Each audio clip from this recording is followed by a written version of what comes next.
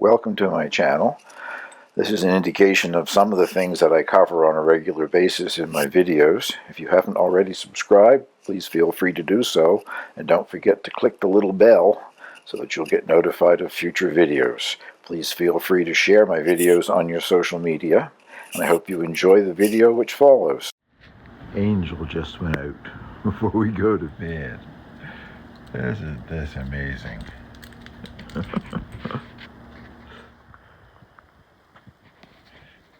Went down to 0 overnight. It's back up to +1 now.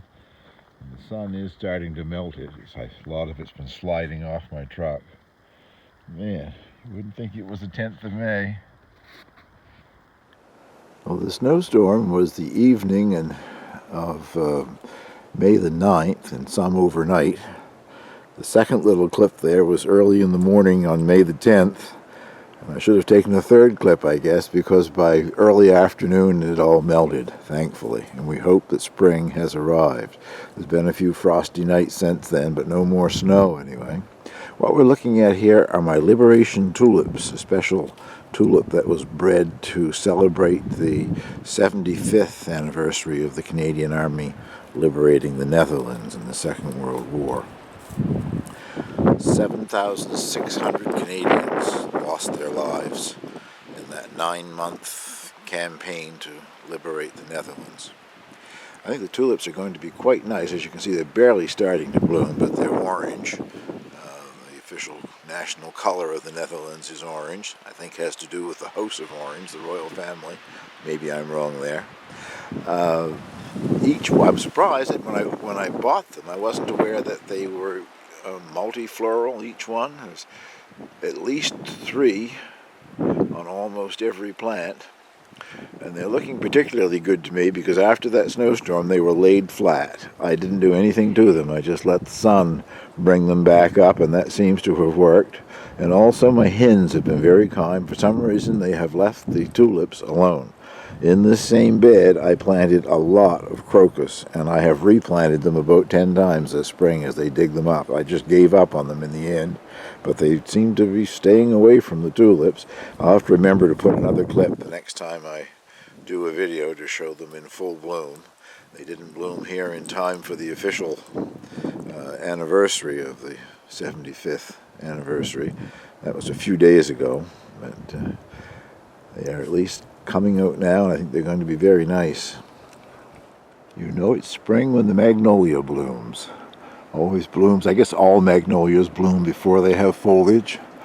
This one is called a Royal Star magnolia, and obviously very hardy if I can grow it here in this zone. I'm not certain. 15, maybe closer to 20 years I've had the thing. It was in a small 1 or 2 gallon container when I received it, and now it must be at least 20 feet tall, which isn't a mistake. I should have been pruning it. I suppose you still could, but my thing would be the danger of killing it, so I'll leave it alone. If I had pruned it and kept it shorter, the blossoms would still be on the top of it, but they'd be down where I could enjoy them. 90% of the blossoms now are on the very top of the plant. I still have a few that I can reach and smell because I absolutely love the fragrance. It's wonderful. But it's putting on a nice display again this spring anyway. Well, I've put new straw on my Ruth Stout beds, and I think this is the 3rd year. It certainly is the 3rd year for the bed that's closest to me here, the camera. The other bed is where I used to have my dog kennel cage that I grew the corn inside of. I'm not so sure that this might be only its 2nd year.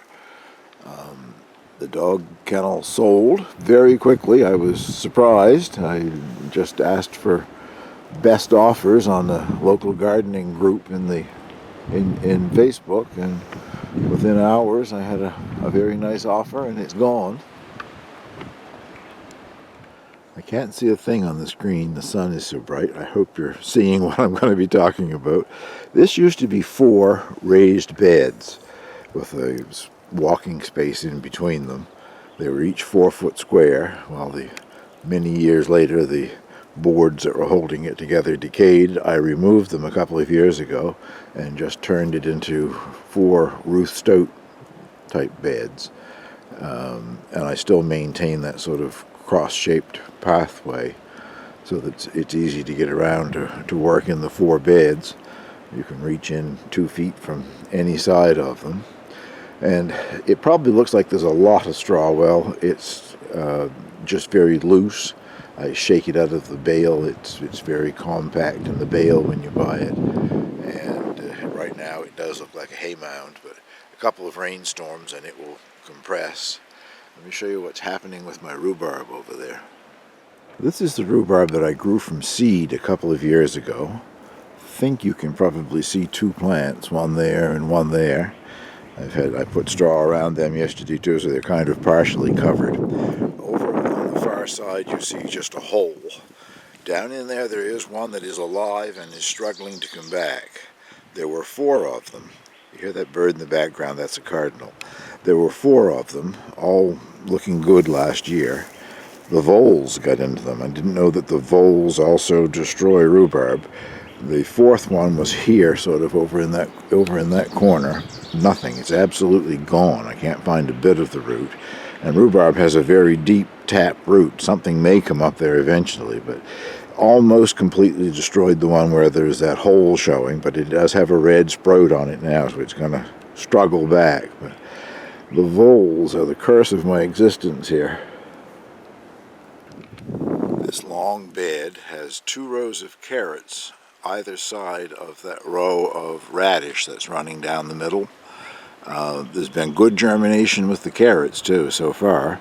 I don't think there's very many bare spots, but they've just germinated, and I really need to get a good close-up to show you any leaves. But so far so good, and of course the radish are doing well. They always do.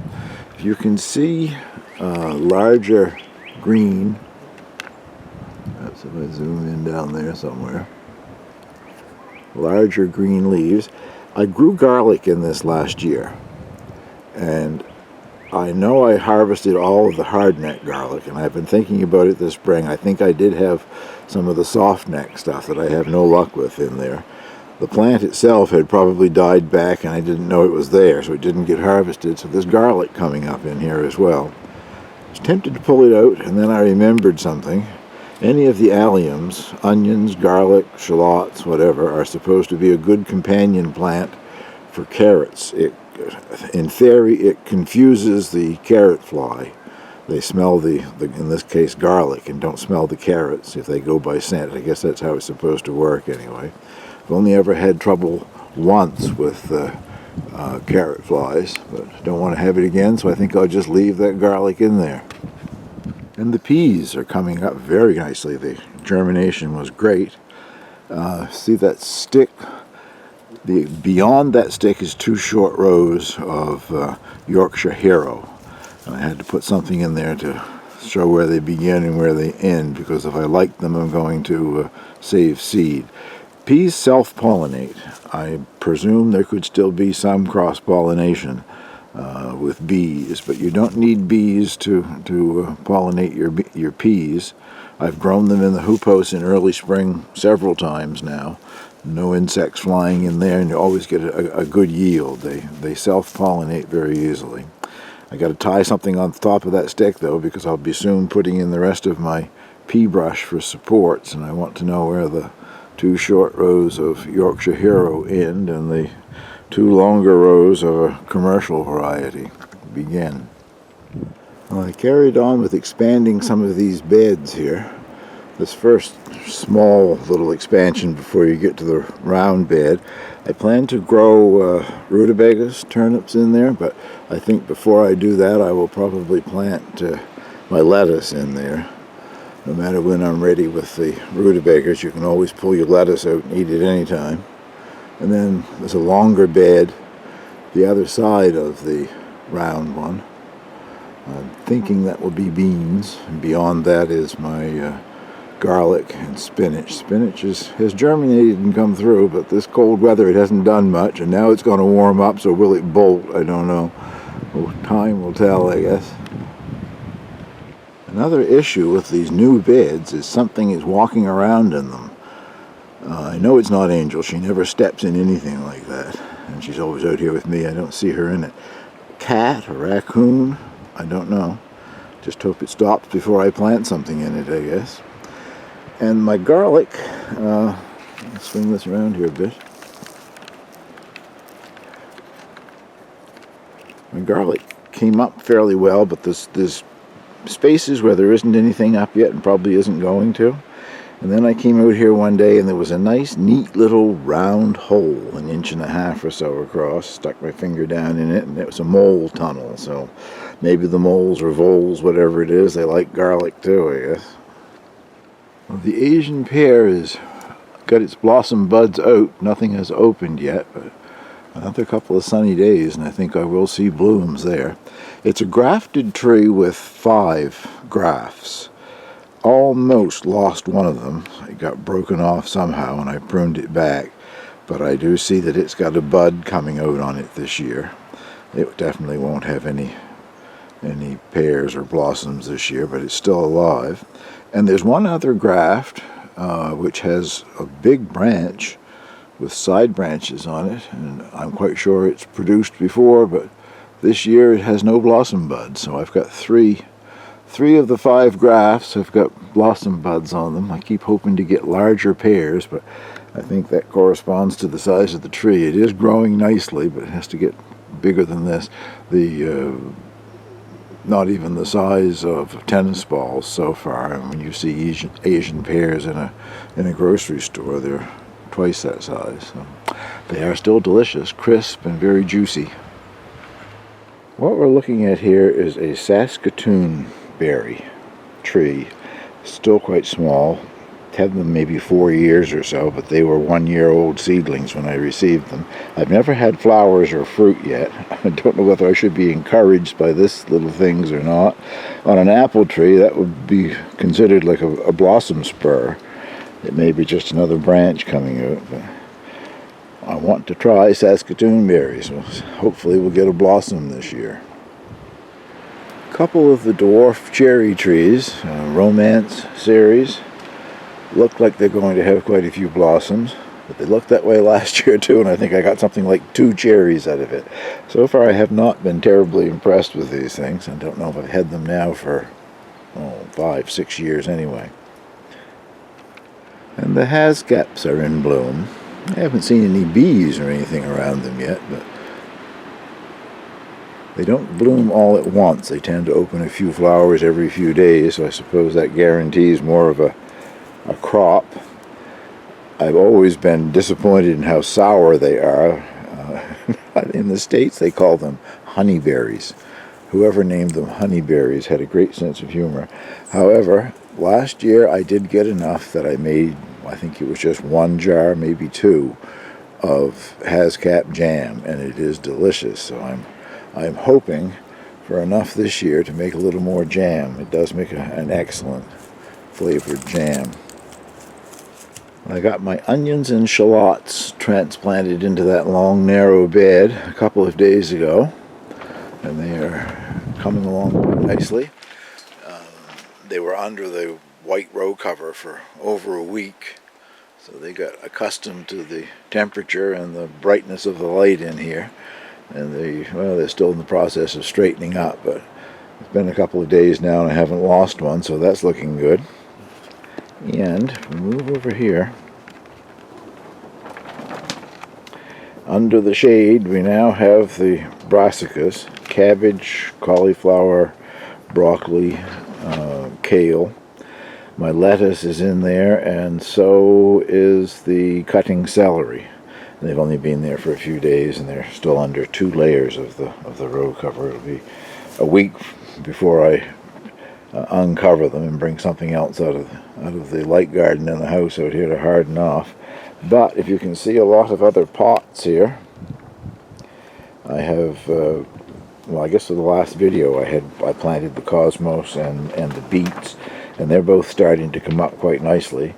But since then I have planted 4 different varieties of squash, black futsu, red curry, baby Hubbard, and costata romanesca, which is a Italian heirloom zucchini, and the golden chard, my gherkins, and there was always a free package of seed that comes when you order seeds from Annapolis Seed Company, and this year it was lemon cucumbers, so I've also planted those. But the only thing that's up in the recently planted things, the golden chard is starting to come up nicely. But nice warm day today and yesterday, and a third one tomorrow, so I'm thinking there will be some germination of the squash and the cucumbers pretty soon now.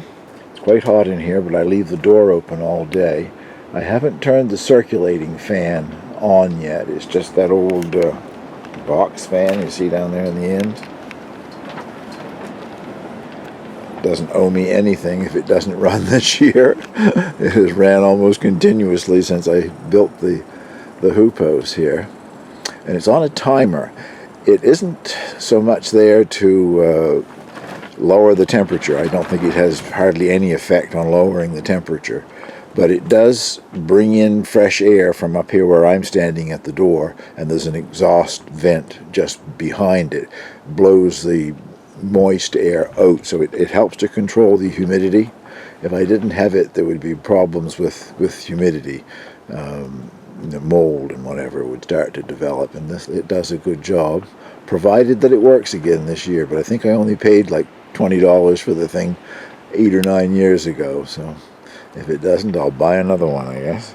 Well, I think that probably closes things off. I was going to go in and show you what's happening in the light garden, but it doesn't look that much different than it did the last time that you saw it.